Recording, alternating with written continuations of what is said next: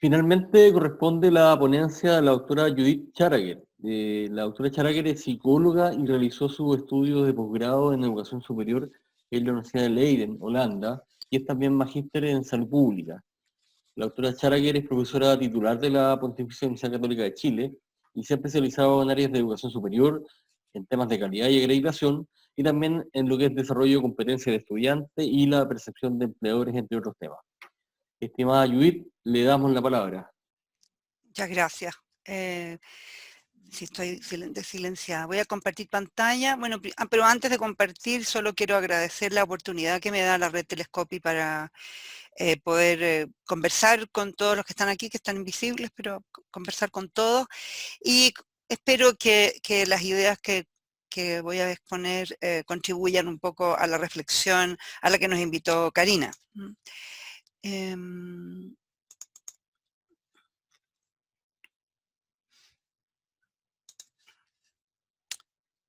Se ve, ¿no es cierto?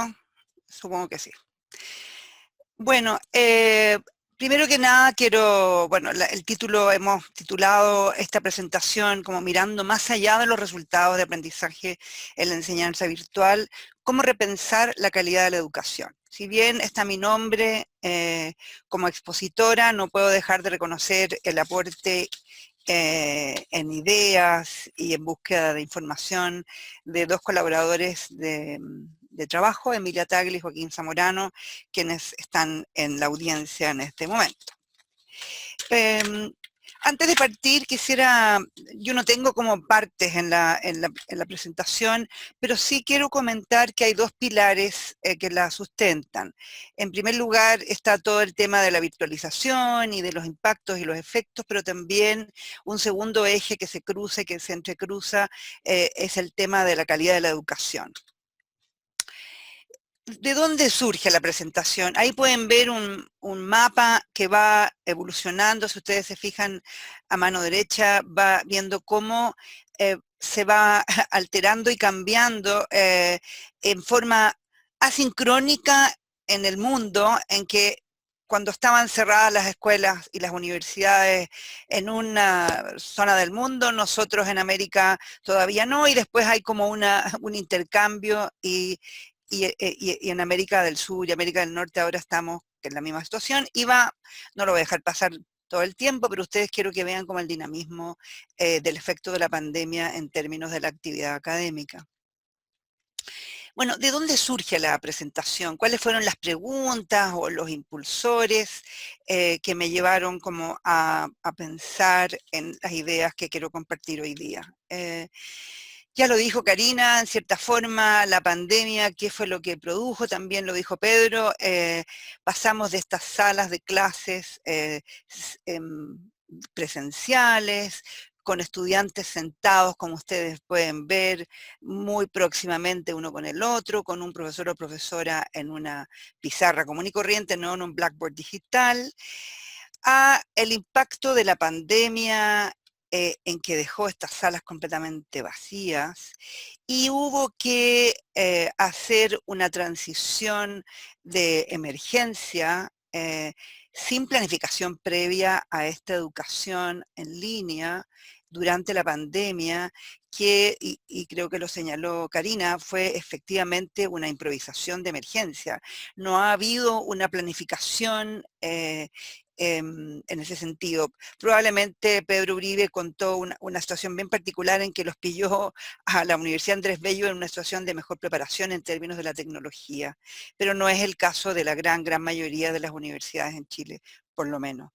Y lo interesante es que durante el primer semestre probablemente en este cambio, en esta instalación de esta nueva forma de enseñar, lo primero que hicieron las instituciones fue atender lo urgente, y lo urgente era provisionarse de toda la tecnología, asegurarse de que se podía transitar a la docencia online, y eso fue lo que pasó en el primer semestre.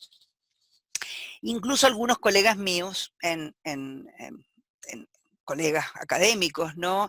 Expresaban su preocupación o su sobrepreocupación de que en esta modalidad nueva, en esta modalidad virtual, probablemente no se cumplirían los aprendizajes esperados en la enseñanza. Y decían, me preocupa que si no se va a lograr con los objetivos de aprendizaje que están expuestos y comprometidos en el programa de estudios por la pandemia.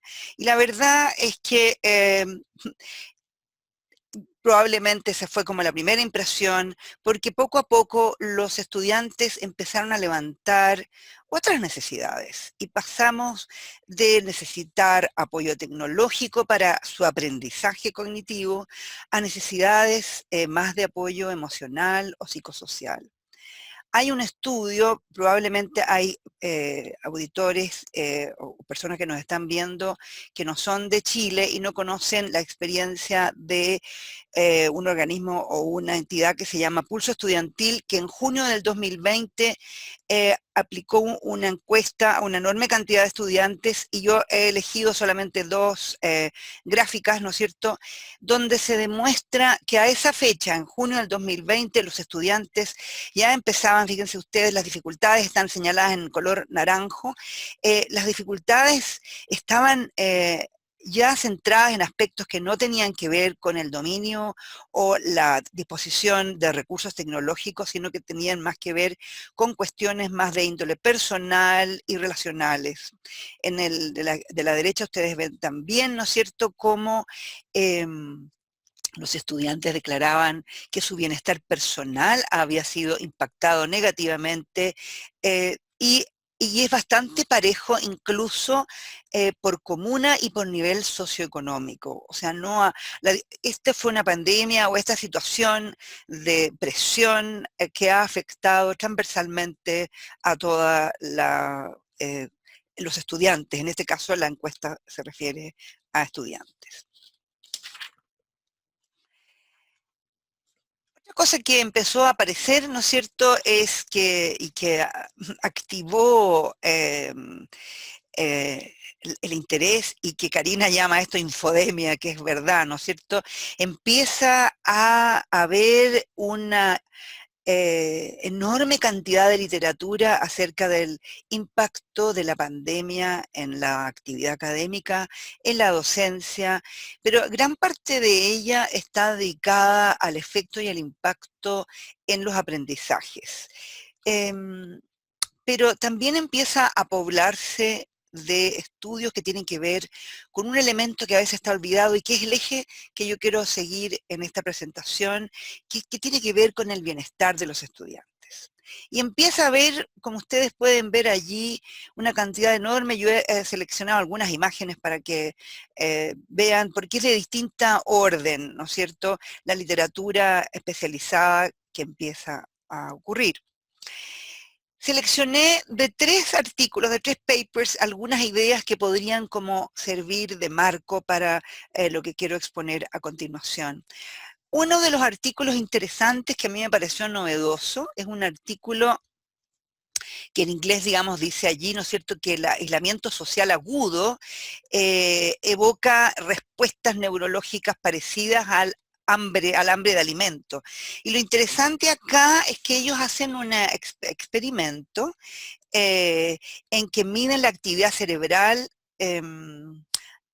comparando personas que tienen hambre, inducida por supuesto, hambre de alimento, y la comparan con personas que experimentan aislamiento social, que están solas, aisladas, ¿no es cierto?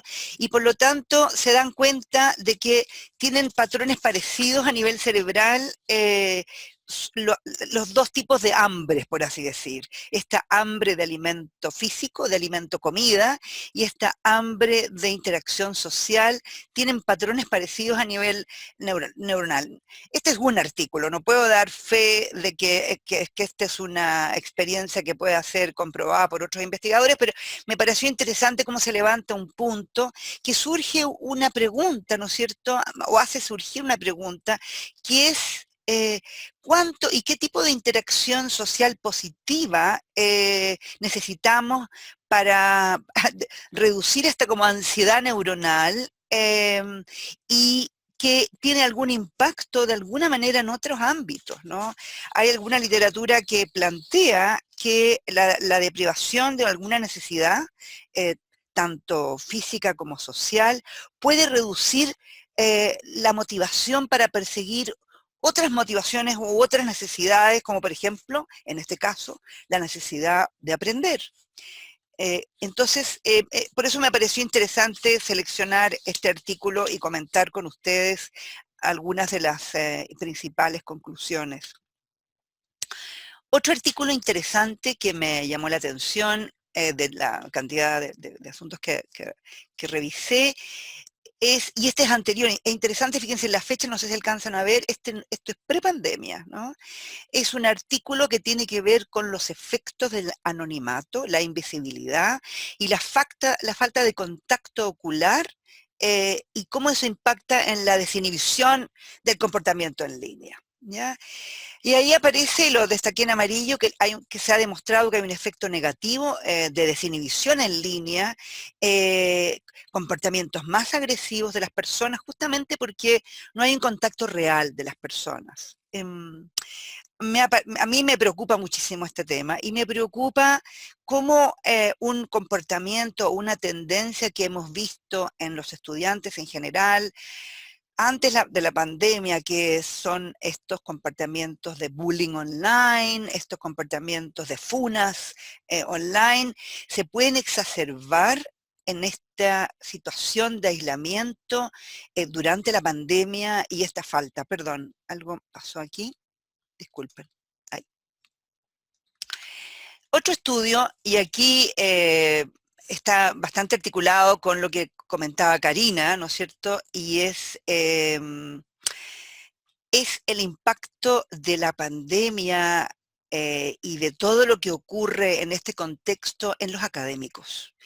Y acá la literatura efectivamente levanta el tema del burnout y del agotamiento, especialmente, y está bien en línea con lo que decía Karina, pero he seleccionado este artículo porque probablemente sean las académicas quienes están más afectadas y probablemente las y los académicos más jóvenes que están en este tenure track para posicionarse y consolidar su carrera académica en que han visto impactado. Y también la docencia.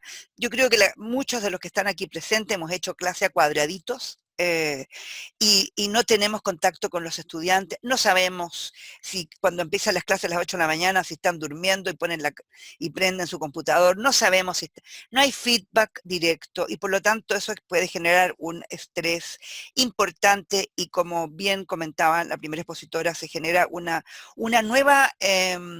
nuevo estresor que genera burnout. Ya no es el estresor habitual porque el burnout se genera, como ustedes seguramente deben saber, por el contacto son generalmente quienes más sufren de burnout, son las profesiones de ayuda, las profesiones que están en interacción con otras personas, pero probablemente ahora esa interacción virtual también tiene un impacto. Curiosamente, y aquí incorporo mi segundo eje de conversación que tiene que ver con la calidad, y digo, y sin embargo, a pesar de toda esta avalancha de evidencia contundente y de experiencia contundente que todos estamos viviendo, la discusión sobre criterios de calidad en la educación no incluye el concepto de bienestar. Revisé el documento de los nuevos criterios y estándares para acreditar universidades y la palabra bienestar aparece una sola vez y en forma aislada, ¿ya? Es preocupante, a mí me preocupa. Entonces, en este contexto de esta presentación, ¿cuáles son las preocupaciones? Por lo menos quisiera levantar y compartir con ustedes una preocupación por un desbalance que hay entre la atención y cuidado del desarrollo de los aprendizajes, o sea, lo cognitivo, y las otras dimensiones del desarrollo y del bienestar. O sea, hemos estado preocupados, no digo que sea incorrecto, ¿verdad? O sea, evidentemente nosotros estamos formando profesionales y tenemos que tener una gran preocupación por la adquisición de conocimientos, el desarrollo de competencias, habilidades técnicas, pero no es lo único y no podemos desequilibrar la balanza solamente hacia ese aspecto y preocuparnos, como en el comienzo de la pandemia, en ese aspecto. Entonces, lo que preocupa es la ausencia del bienestar como un componente de la calidad de la educación. Y como bienestar, cuando pienso en bienestar, no solamente estoy pensando en el bienestar de los estudiantes, sino que en el bienestar de toda la comunidad académica, que incluye a los profesores, a los estudiantes y a todo el personal no académico que colabora y hace posible que nosotros sigamos funcionando.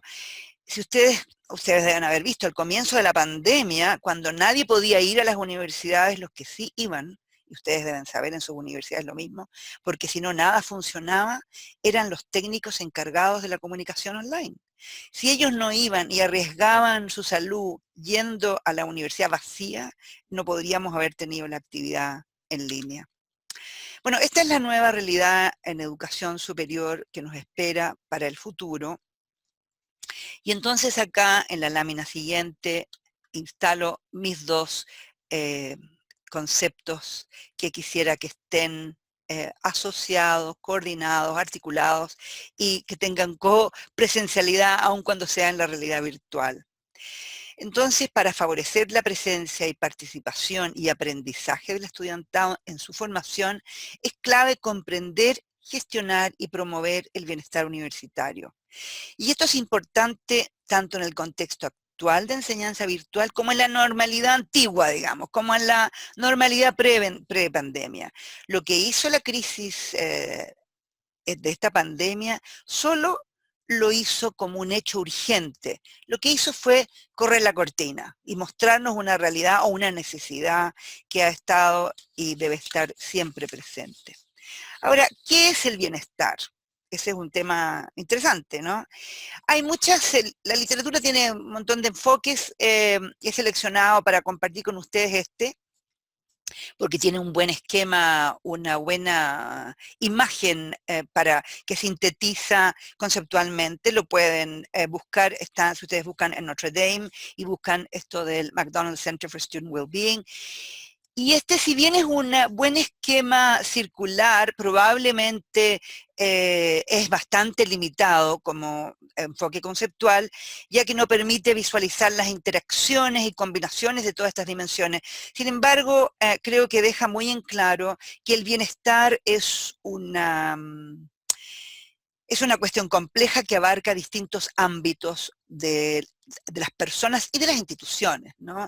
Hay un bienestar ambiental, hay un bienestar que tiene que ver con lo financiero o lo económico, hay un bienestar que tiene que ver con lo intelectual, hay un bienestar que tiene que ver con lo laboral, con lo físico, con lo social y también con lo espiritual. Alcanzar el bienestar no significa alcanzar la perfección en todas las áreas de la vida, todos lo sabemos. O sea, nadie anda feliz por la vida en todo, ¿no es cierto? Las personas tenemos altos, bajos en distintos ámbitos de nuestra vida, ¿no es cierto? El bienestar más bien es un acto como de equilibrio dinámico que va cambiando, ¿no? El primer paso para lograr un mayor equilibrio, y esto es importante, es comprender y estar atento a las distintas dimensiones de la ecuación del bienestar. O sea, tenemos que estar conscientes que estos elementos, todos estos ámbitos conviven y están presentes en distintos niveles, en distintas expresiones, intensidades, en todo momento. Y así como pudimos ver al comienzo, la balanza se orientó hacia satisfacer las necesidades más bien, primero financieras, ¿no es cierto?, e intelectuales. Fíjense que después la balanza se fue orientando hacia apoyos emocionales y espirituales en las necesidades tanto de los estudiantes como de los académicos. La pregunta es, ¿el bienestar es o debe ser una dimensión de la calidad de la educación superior, a pesar de que no aparece explícitamente en los nuevos criterios y estándares? Una rápida mirada a las concepciones o al concepto de calidad. Si ustedes piensan las concepciones de calidad, o cuando uno piensa en calidad, eso uno dice depende del contexto histórico. Quienes llevamos más años en la vida académica desde estudiantes, o más años en el mundo, podemos dar fe de que cuando uno pensaba en calidad 30, 40 años atrás, había cosas que no estaban siquiera en la imaginación. Eh, Hoy en día la cosa ha ido cambiando. Aquí hay algunas imágenes como de manifestaciones públicas de estudiantes históricas que han ido pasando con el tiempo, pero que van variando de acuerdo a los grados de madurez, de las experiencias institucionales, pero también sociales. Fíjense cómo las demandas y requerimientos de los estudiantes van incorporando nuevos aspectos de la vida, nuevas luchas, por así decir, nuevas demandas, nuevos requerimientos, ¿no es cierto? Ahí aparecen como la angustia, la ansiedad, fíjense ustedes que antes jamás a uno se le habría ocurrido que tenía que preocuparse como de la salud mental de los estudiantes. Hoy en día es una cuestión ineludible. Y también va cambiando, fíjense ustedes, dependiendo de cuestiones político-sociales, históricas en la sociedad.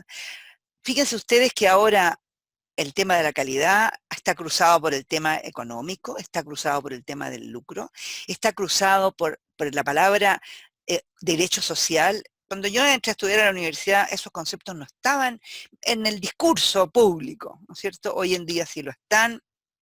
Fíjense ustedes también cómo la brecha de género que levantó muy bien Karina y que aparece hoy en día en la literatura en forma importante y en toda la conversación en la academia, antes no era un elemento que uno pudiera considerar como parte de la calidad. Hoy en día es indiscutible que la equidad de género es un tema relevante y que debe estar presente cada vez que uno piensa en calidad de la educación. Ahora, indiscutiblemente, la calidad y la medición de la calidad también se asocia al marketing.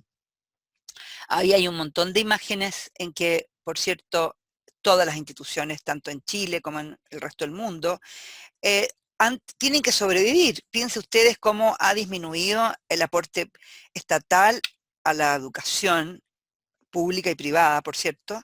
Por lo tanto, han tenido que cambiar las fuentes de financiamiento y las instituciones han tenido que buscar nuevas fuentes de financiamiento y por cierto que la competencia se ha incrementado, hay mucho más competencia interinstitucional, hoy en día hay muchas más instituciones, pasamos, acuérdense ustedes, de 8 en el CRUCH solamente, o sea que había, acuérdense que el Consejo de Rectores se formó en el año 54, había 8 universidades, hoy en día hay como 160 instituciones, cosa que hace 40 años atrás nadie se hubiera imaginado. Eso, por cierto, lleva a una necesidad de sobrevivencia.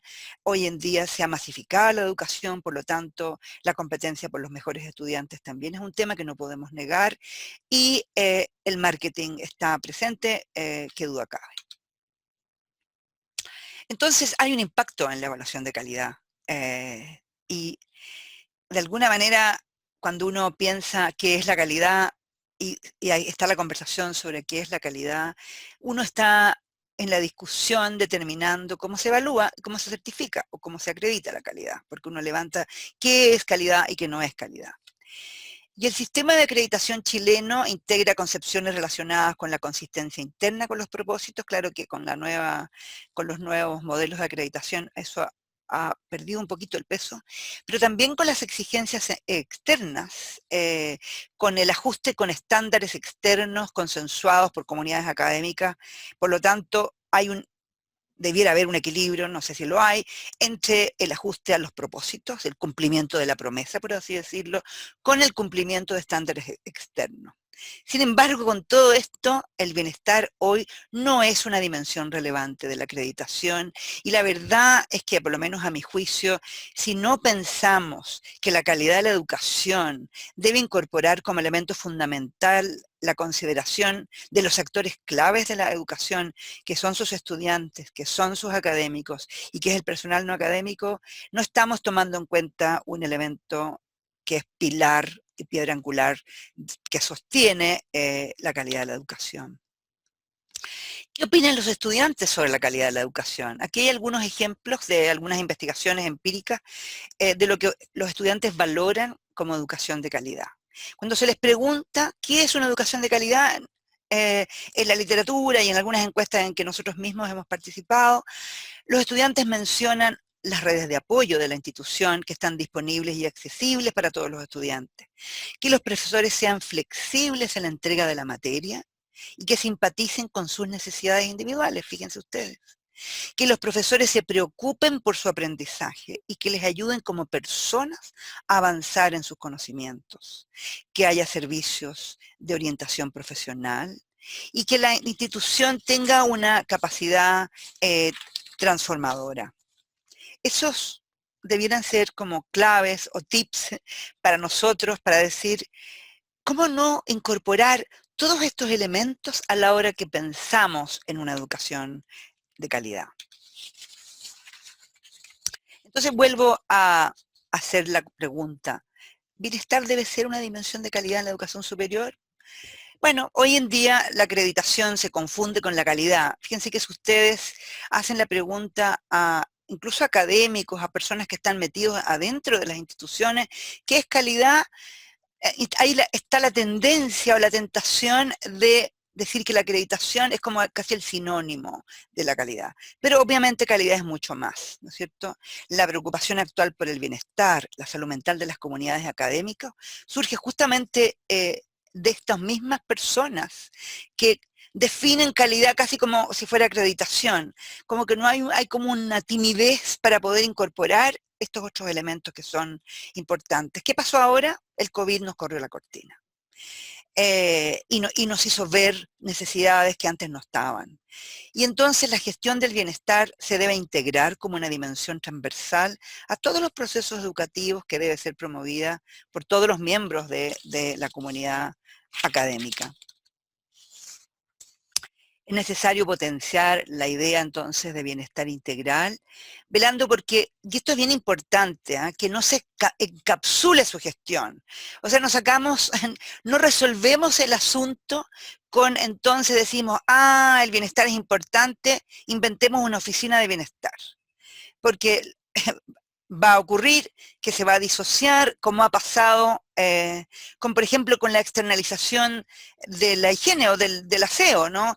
La gran mayoría de las universidades han externalizado su sistema de aseo o de personal de aseo. Entonces uno dice, bueno, hay una oficina, hay un personal de aseo que se hace cargo de mantener limpia la universidad. No debiera pasar eso, ¿no es cierto? No debiera pasar, lo que debiera pasar es que realmente el bienestar debiera ser transversal, ¿no es cierto? Entonces, ¿qué dimensiones mide la acreditación de calidad hoy en día? Mide básicamente estos tres elementos, el bienestar financiero, el bienestar intelectual y el bienestar laboral. Se preocupa del seguimiento de egresados, que haya logros de aprendizaje y, ¿no es cierto?, que que los estudiantes tengan todos los soportes financieros de becas, etcétera. Pero en realidad hay como todo un mundo que está desconocido o que no está contemplado cuando se evalúa o se piensa en la calidad de la educación. Entonces, como para ir sintetizando de alguna manera, ¿qué hacer ahora que en la época de pospandemia o en la pandemia extendida que seguramente vamos a tener el 2021, pero también en tiempos normales o pseudo normales? Lo que uno debiera pensar es que hay que anteponerse a la situación de los estudiantes. Ya sabemos qué es lo que pasa con estos aislamientos. Ya sabemos esta hambre que ocurre, esta hambre que se produce de interacción social, y sabemos que el hambre, de alguna manera, que uno no puede estudiar con hambre, y también tampoco con hambre de relaciones sociales, ¿no?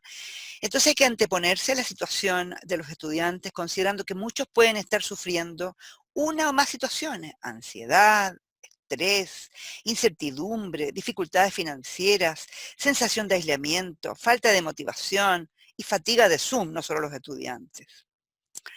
Entonces también uno como académica o académica debiera preocuparse, pero también demostrar el interés de conocer la situación específica de los estudiantes. Lo piden los propios estudiantes. Los estudiantes dicen que es una componente de la calidad que ellos valoran.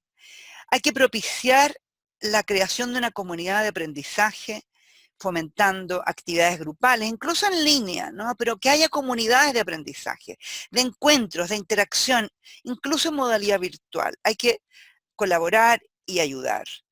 Pasar de un rol docente-instructor del PowerPoint y de formato de cátedra, que yo sé que cuesta porque llevamos años haciendo lo mismo, hacia un rol más facilitador, gestor de actividades, de contexto, aprovechando los recursos que ofrece la docencia virtual y que Pedro también nos mostró todas las bondades que tienen esos recursos.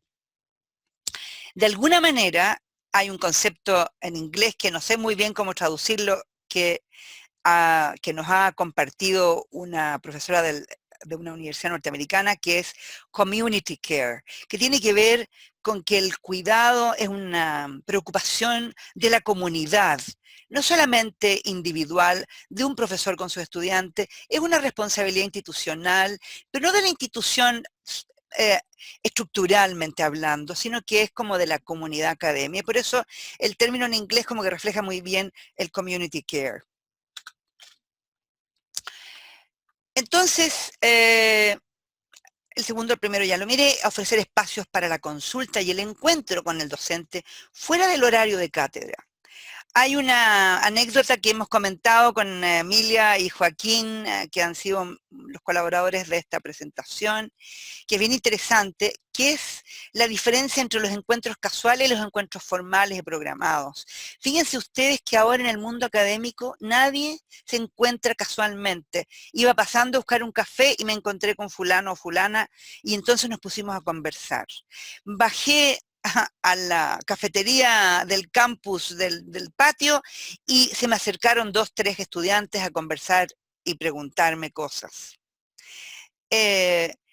Contábamos el ejemplo de un lápiz, ¿no es cierto? Un estudiante se encontró casualmente con un profesor que le facilitó un lápiz para hacer algún trámite y poco tiempo después el estudiante fue a la oficina a devolverle el lápiz a este profesor, que no era su profesor, sino que era un profesor de su escuela, y se produjo una interacción enriquecedora, casual.